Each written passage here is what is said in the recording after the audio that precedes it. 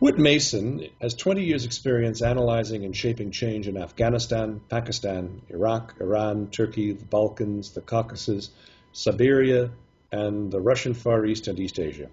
He established the UN's Justice Coordination Office in Kandahar, Afghanistan, and a newspaper in Novosibirsk, I hope I pronounced that correct, Russia. Whit worked as a journalist, political analyst and strategist, UN speechwriter, USAID outreach director, and NGO chief of party. He co-authored the critically acclaimed book Peace at Any Price, How the World Failed Kosovo.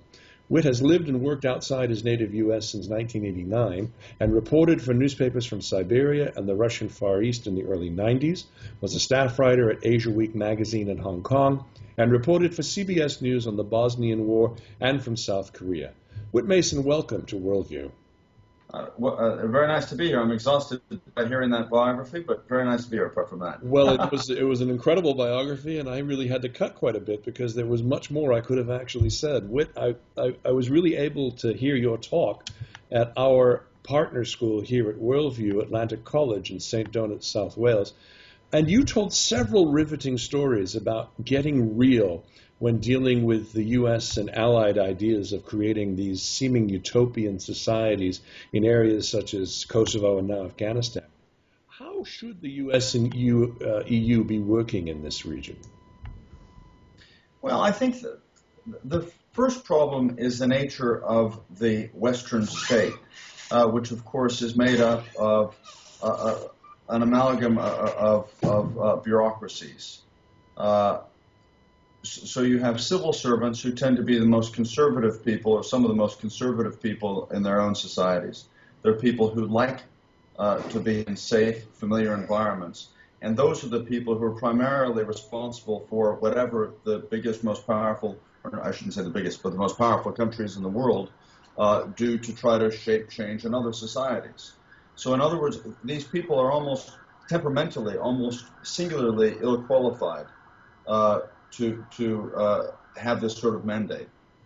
Then, of course, the nature of the organizations themselves discourage taking risks, discourage taking initiatives, and make it very difficult for the people inside them, even with the best will in the world, to understand the people they're dealing with.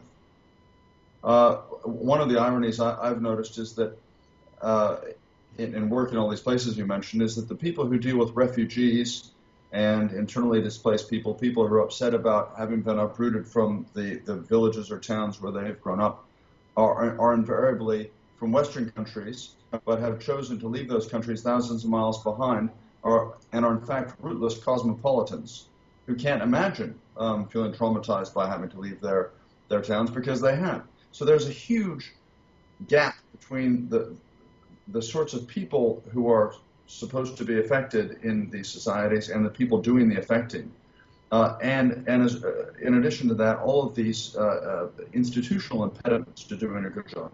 So my main criticism wouldn't be so much the nature of the utopia that we're trying to build in these places, because I think, frankly, that's sometimes overstated. I personally don't think that some form of representative government is impossible for anybody.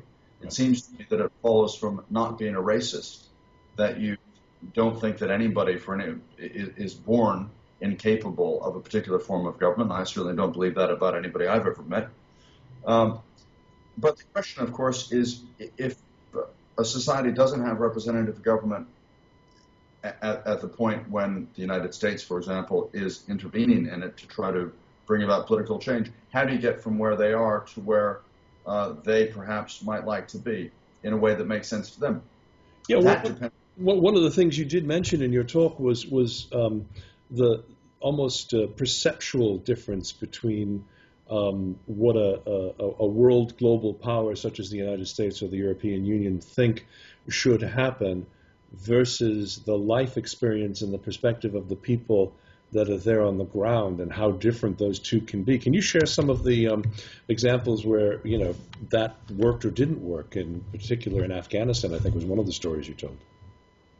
Well, I suppose one of the biggest differences is that Americans assume that the relationship between the U.S. and the country in which they're working, let's say, Afghanistan or Iran or Iraq, begin to the point that they are assigned to work on it.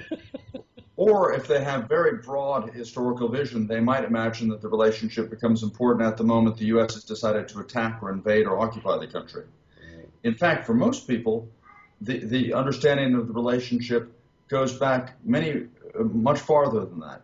And the funny thing is that the people who lack this sense of history tend to be people with postgraduate degrees from top universities, whereas the people who have a much deeper sense of history are often completely illiterate, in some cases even nomads. And I think I told you the story at Atlantic College about being with a Bedouin in northern Iran. And we had a nice chat for hours. And a little boy kicked a puppy. I saw this and I asked my interpreter to tell the little boy that wasn't nice and he should be kind to animals. And this old man heard me reproaching this little boy, his grandson or something, and said, "Oh, so you have a problem with little boys kicking puppies?" And I said, "Yes, I do." He said, "Yes, you don't have any problem with militaries shooting down civilian aircraft." And at first I was thinking, what is he talking about? And then I thought, oh, that. That, 10 years before we were meeting, the U.S. Was blockading the Persian Gulf, misidentified, apparently, a civilian Iranian airliner, and shot it down, with killing everybody on board, some 200 people, I think. The point is, to know that kind of for an American working overseas requires going to seminars at postgraduate schools or staff colleges in the military. And that's kind of that level of detail. Yeah. Well, whereas for the Bedouin, that's not a level of detail. That's a landmark event that every, and it shapes his attitude toward Americans naturally. Of course, and you know you can also and by the way, we're talking with Whit Mason, by the way, on Worldview with Denis Campbell.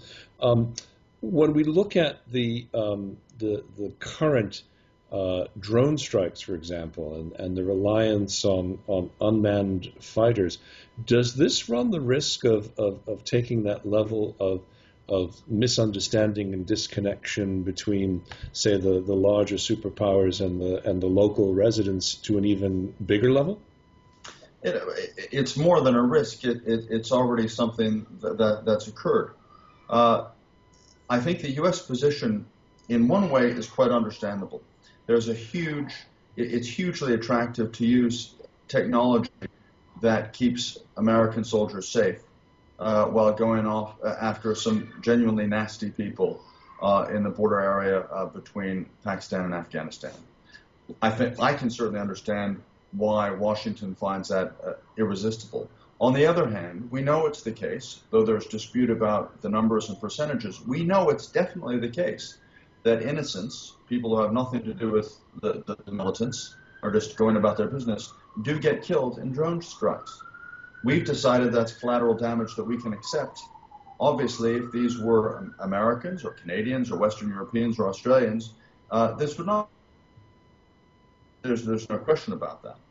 It's a double standard that that the U.S. can get away with, at least internationally and at home, because there's no media on hand to actually reveal this in gory detail. We might hear about it, but not in a very viscerally compelling sort of way. But the people on the ground, again, know that the U.S. is making choices that result in killing innocent people. And they might even also understand the temptation, but in any case, they understand that it's a genuine double standard that results in their own neighbors being killed for no reason. And a complete loss of perspective, and it's a really interesting world dynamic. I mean, I can remember talking to the ambassador to the Netherlands, and a friend of mine worked with him, and it was shortly after 9/11 occurred when they said, well, you know, we've we've lost over 5,000 people, they thought at that time in the building. What a tragedy. And my friends said to him as they were standing in the Anne Frank Museum, well, Mr. Ambassador, here in Europe during World Wars I and II, we lost over 50 million people, which is a 9/11 a day, every day for 30 years. So that lack of perspective can also actually be something that hurts you in the long run. Whit, I want to thank you so much for taking time from busy London. There's a child in the background, sounds like it needs attention, and I appreciate you taking time out of your busy schedule to join us here on Worldview.